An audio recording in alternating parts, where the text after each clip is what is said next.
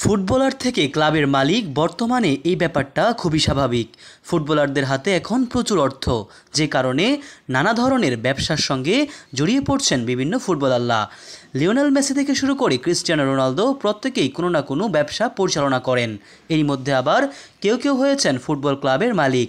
ব্রাজিলের রোনালদো নাজিরিও, ইংল্যান্ডের David Beckham, Ibrahimovic রয়েছে নিজস্ব ক্লাব।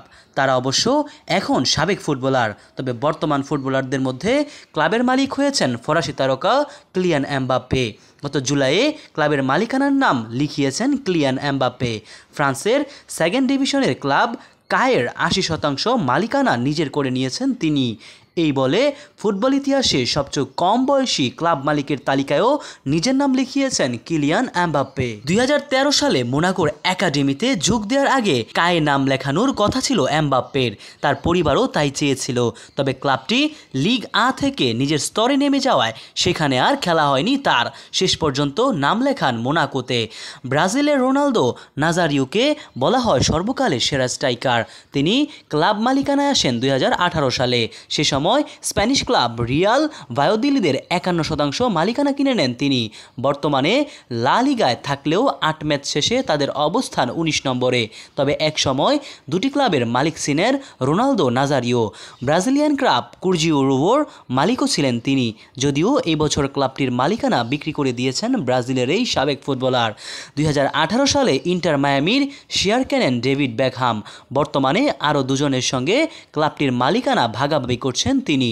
শুরুতে অবশ্য খুব একটা আলোচনায় ছিল না যুক্তরাষ্ট্রের মেজর লিগ সরকারের এই ক্লাবটি, কিন্তু গত বছর ক্লাবটিতে লিওনেল মেসি যোগ দেওয়ার পর ব্যাপক আলোচনার সৃষ্টি হয়।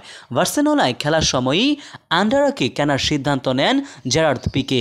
বর্তমানে স্প্যানিশ চ্যাম্পিয়নশিপের ৩য় বিভাগে খেলছেন অ্যান্ডোরা। ২০১৯ সালে খেলোয়াড় থাকা অবস্থাতেই ক্লাবের মালিক হন ইব্রাহিমোভিচ। সে সময় সুইডেনের প্রথম বিভাগের ক্লাব হামাররিব ২৩.৫% মালিকানা কিনে নেন তিনি। ইব্রাহিমোভিচ বলেন, আমি হামারবিকে স্ক্যান্ডিনেভিয়ার সেরা ক্লাব হতে সাহায্য করব। তিনি মালিকানা নেওয়ার পর সুইডিশ লিগে ধারাবাহিকভাবে ভালো করছে ক্লাবটি। আইভরি কোস্টের ফুটবলার দিদিয়ের দ্রগবা তার ক্যারিয়ার শেষ করেছেন যুক্তরাষ্ট্রের ক্লাব ফিনিক্স রাইজিংয়ের। ২০১৭-১৮ মৌসুমে এই ক্লাবে খেলেই ফুটবলকে বিদায় বলেছিলেন তিনি। এরপর ক্লাবটির মালিকের তালিকাতেও নাম লেখান দ্রগবা।